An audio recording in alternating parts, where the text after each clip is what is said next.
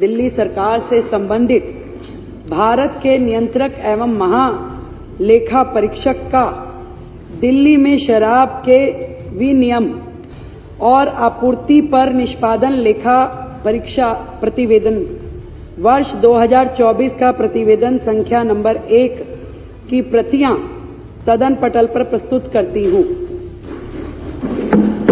दिल्ली विधानसभा के विशेष सत्र का आज दूसरा दिन है, जो कि काफी हंगामेदार शुरुआत हुई।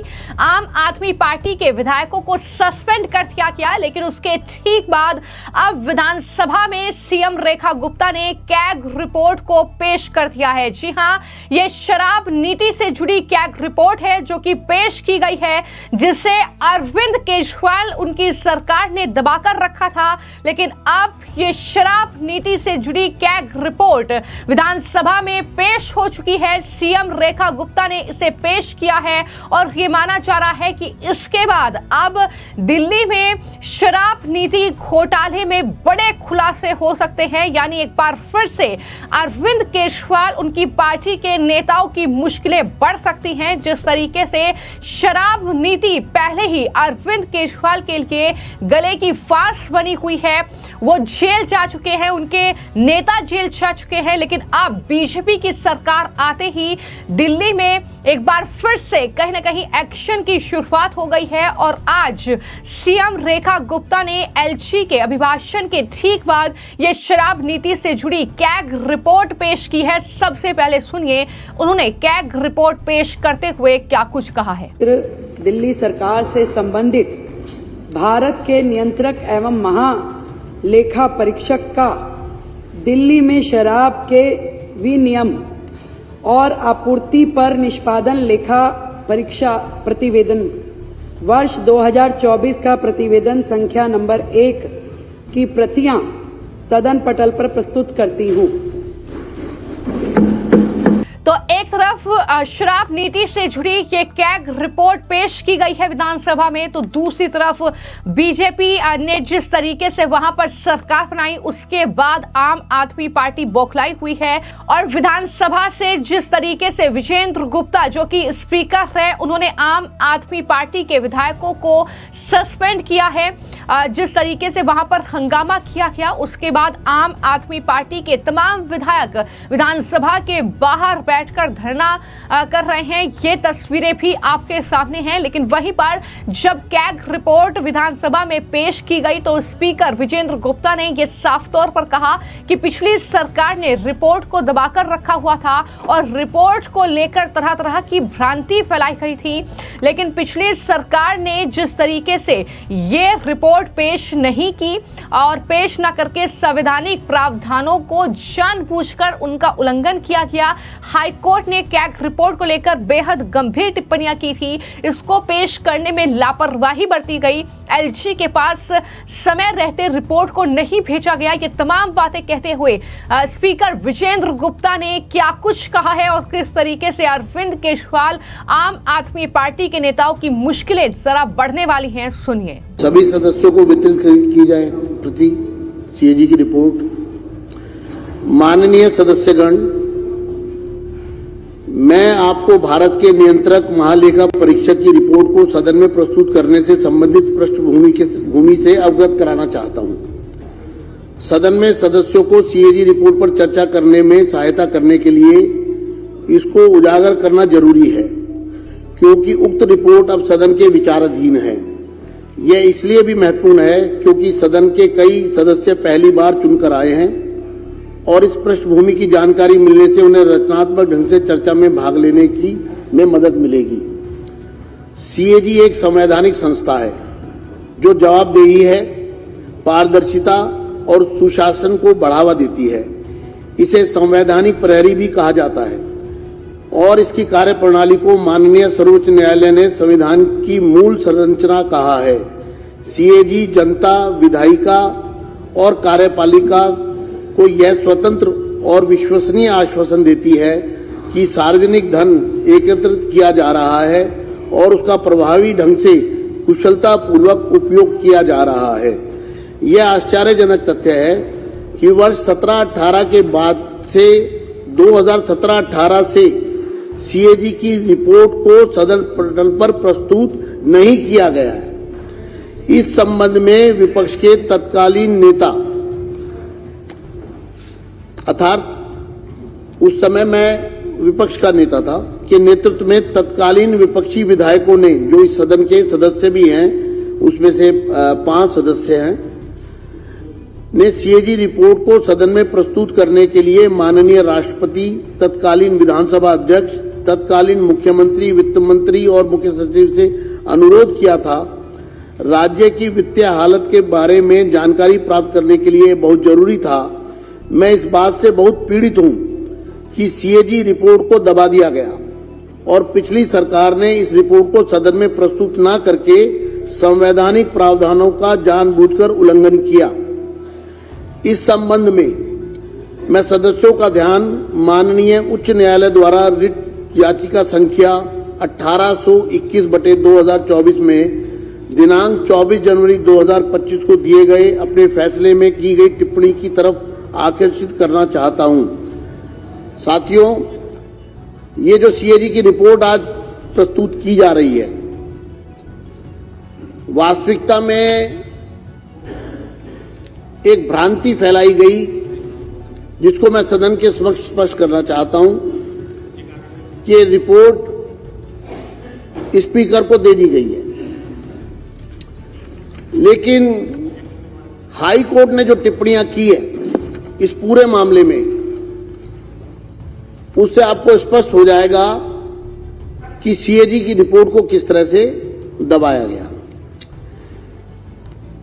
हाई कोर्ट के फैसले में कहा गया 39 para 39 it would be subversive of the constitutional mandate to withhold these reports from the legislature for an inordinately long period after the same have been forwarded by the CAG to the concerned government। मैं इसका अनुवादित पक्ष पढ़ रहा हूं। इन रिपोर्टों को CAG द्वारा संबंधित सरकार को भेजे जाने के बाद इन्हें विधायिका से अर्थात सदन से सदस्यों से बहुत लंबे समय तक रोके रखना संवैधानिक जनादेश के विरुद्ध होगा। ये हाई कोर्ट की टिप्पणी है। दूसरा,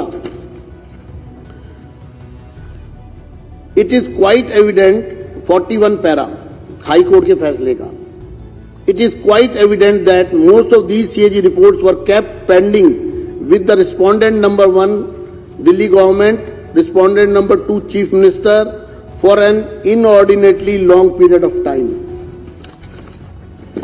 यह स्पष्ट है कि इनमें से अधिकांश सीएजी रिपोर्ट प्रतिवादी दिल्ली सरकार और प्रतिवादी मुख्यमंत्री के पास लंबे समय तक लंबित रखी गई।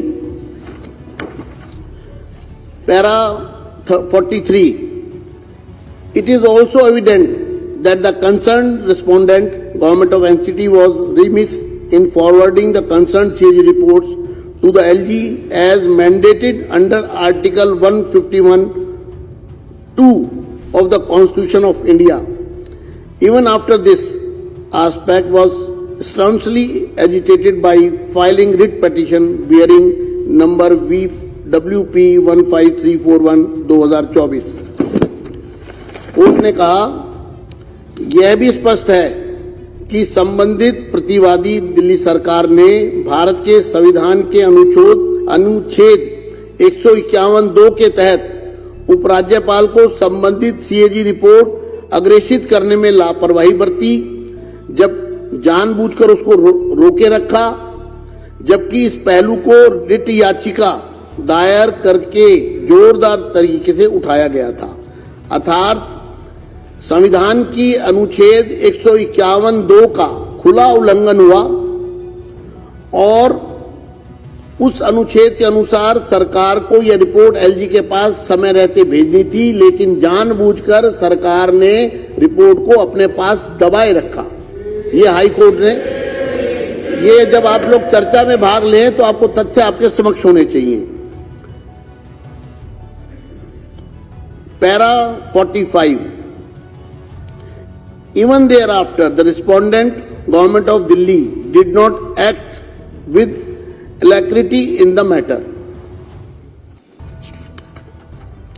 इसके बाद भी दिल्ली सरकार ने मामले में तत्परता से काम नहीं लिया। कोर्ट में आने के बाद भी सरकार अड़ी रही रिपोर्ट को अपने पास दबा के रखने में।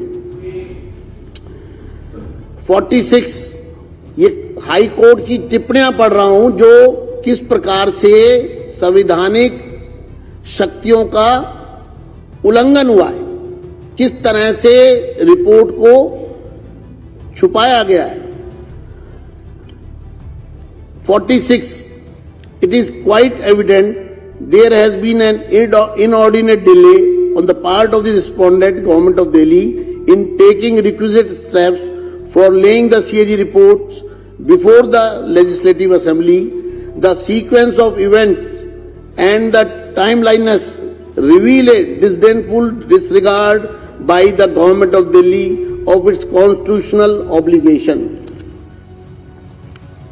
यह बिल्कुल स्पष्ट है, हाईकोर्ट कहता है, यह बिल्कुल स्पष्ट है कि प्रतिवादियों दिल्ली सरकार की ओर से विधानसभा के समक्ष सीएजी रिपोर्ट रखने के लिए अपेक्षित कदम उठाने में अत्यधिक देरी की गई। घटनाओं का क्रम और समयबद्धता प्रतिवादियों राष्ट्रीय राजधानी क्षेत्र दिल्ली सरकार द्वारा अपने संवैधानिक दायित्वों के प्रति तिरस्कारपूर्ण उपेक्षा को दर्शाते हैं। अर्थात दिल्ली सरकार ने संवैधानिक दायित्वों का तिरस्कार किया, ये हाईकोर्ट की टिप्पणी में कहा गया रिपोर्ट को पेश न करके। ये माननीय These are the words of the Honorable High Court. These are very critical and strong observations. In para 49, the Honorable Court has said, it is directed that once the Legislative Assembly is constituted and summoned, pursuant to the upcoming elections, requisite steps shall be taken by the respondent, Government of Delhi, inter alia under Rule 24, 27 and 289 of the Rules of Procedure for the purpose of laying the CAG reports as expeditiously as possible. यह माननीय उच्च न्यायालय के शब्द है। यह बहुत ही गंभीर और कड़ी टिप्पणी है। इसके अलावा पैरा 49 में माननीय न्यायालय ने कहा है, यह निर्देश दिया जाता है कि आगामी चुनावों के बाद जैसे ही विधानसभा का गठन होता है और सदन को आहूत किया जाता है, दिल्ली सरकार द्वारा अन्य बातों के साथ साथ प्रक्रिया नियमों के नियम 24, 27 और 289 के तहत सीएजी रिपोर्ट को यथाशीघ्र सदन के पटल पर रखने के लिए आवश्यक कदम उठाए जाएं। अतः यह बहुत ही खुशी की बात है कि नई सरकार द्वारा माननीय उच्च न्यायालय के निर्देश के मद्देनजर और अपनी जिम्मेदारी को समझते हुए दिल्ली की जनता के प्रति पहले ही सत्र में पहले ही दिन आज सीएजी रिपोर्ट को सदन पटल पर प्रस्तुत किया जा रहा है। मुझे उम्मीद है कि सीएजी रिपोर्ट में दिए गए निष्कर्षों और सार्थक सकारात्मक विचार विमर्श करेंगे। आज हम एक रिपोर्ट ला रहे हैं, उसका कारण ये है कि ये वॉल्यूमिनस है, बहुत बड़ा, चूंकि ये पिछले कई वर्षों का बैकलॉग है और हम चाहते हैं कि दिल्ली की जनता के सामने सब चीजें बहुत स्पष्ट रूप से आए। इसलिए आज एक रिपोर्ट सदन के पटल पर रखी गई है और इसी तरह से आने वाले दिनों में दूसरी रिपोर्ट लाई जाएगी। मैं चाहता हूं इस रिपोर्ट पर सदन में कुछ सदस्य जिनके मेरे पास नाम आए हैं वो पूरी तरह आतुर हैं कि हम इस चर्चा में भाग लेना चाहते हैं सीएजी रिपोर्ट के बारे में। चूंकि सीएजी की रिपोर्ट आज यहां पर ले हो गई है, इसलिए मैं इस चर्चा को ऑन करता हूं। और क्योंकि ये मामला बहुत गंभीर मामला है, सीएजी की रिपोर्ट को दबाना एक तरह का क्रिमिनल ऑफेंस है मेरी नजर में, तो इस पर सभी सदस्य अपनी भावनाओं को व्यक्त करना चाहते हैं। जितने सदस्य मौजूद हैं सभी की तरफ से रिक्वेस्ट आ रही है, लेकिन आज हम इसकी चर्चा शुरू करते हैं अरविंदर सिंह लवली जी से। धन्यवाद अध्यक्ष जी। मैं जहां आज के शानदार एलजी एड्रेस के लिए मुख्यमंत्री साहिबा को और उनके पूरी काउंसिल को दिल की से बहुत मुबारकबाद पेश करना चाहता हूं। और तो कुल मिलाकर दिल्ली विधानसभा का जो ये विशेष सत्र है, दूसरे दिन जिस तरीके से ये कहा गया था कि कैग रिपोर्ट पेश की जाएगी और उससे ठीक पहले आम आदमी पार्टी के तमाम विधायक भड़क गए और आतिशी से लेकर तमाम विधायकों ने हंगामा करना शुरू कर दिया, जिसके बाद स्पीकर विजेंद्र गुप्ता ने जो है मार्शल से उन्हें बाहर का रास्ता दिखवाया। उन्होंने पूरे दिन के लिए उन्हें सस्पेंड कर दिया गया। तो ये तस्वीरें लगातार सामने आ रही है क्योंकि आम आदमी पार्टी के विधायक भी ये जानते हैं कि जो ये कैग रिपोर्ट है, फिर चाहे वो शीश महल से जुड़ी कैग रिपोर्ट हो, फिर चाहे वो शराब नीति से जुड़ी कैग रिपोर्ट हो, ये कहीं ना कहीं आम आदमी पार्टी के लिए मुसीबत का सबब बनेगी। जितने भी भ्रष्टाचार घोटाले हुए हैं, जिस तरीके से इस कैग रिपोर्ट में भी जो शराब नीति से जुड़ी कैग रिपोर्ट है उसमें ये कहा गया है कि किस तरीके से गलत तरीके से ये नीति तैयार की गई है और इसे पेश नहीं किया गया था।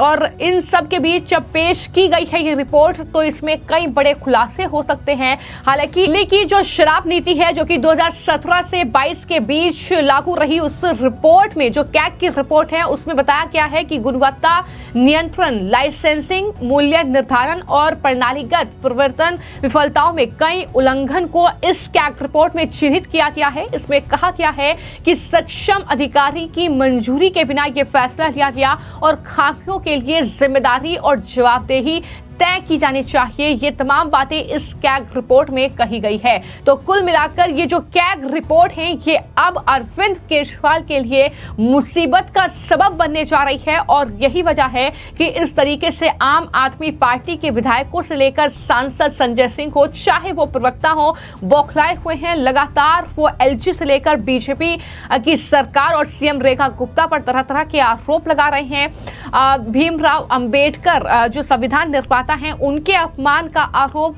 तो इस तरीके से लगातार बीजेपी पर हमला बोला जा रहा है। लेकिन इसको लेकर जो बीजेपी के सांसद हैं मनोज तिवारी, उनका भी बयान सामने आया है। उन्होंने ये साफ तौर पर कहा है कि अरविंद केजरीवाल अपनी क्रूरता और जो धोखा देने की उनकी नियत है उसकी वजह से हारे हैं। सुनिए मनोज तिवारी ने क्या कुछ कहा है। केजरीवाल अपनी करनी से गए हैं, अपने भ्रष्टाचार से गए हैं, अपने आपराधिक मानसिकता से गए हैं, अपनी क्रूरता से गए और अपनी धोखा देने वाली नियत से गए। भाजपा आई है अपनी स्वच्छ नीति और नियत के कारण और नरेंद्र मोदी जी के गारंटी के कारण। नरेंद्र मोदी जी ने दिल्ली को बहुत सारी गारंटी, जिसकी पूरी होने की है गारंटी, ये विश्वास है लोगों में। तो मोदी की गारंटी मिलने के बाद शायद ही कोई राज्य हो जो भाजपा के साथ न चलता हो। मोदी जी विश्वास के प्रतीक बन गए हैं और भाजपा को उसका लाभ मिल रहा है। अब हम दिल्ली को सजाने में लग रहे हैं। हमने आयुष्मान योजना लागू कर दी। आज से विधानसभा सत्र शुरू हुआ है। हम लोग जल्दी ही सीएजी की रिपोर्ट, जिस सीएजी की रिपोर्ट के आधार पे शीला दीक्षित जी पर सारे आरोप लगा करके अरविंद केजरीवाल ने उनको सत्ता से हटाया था।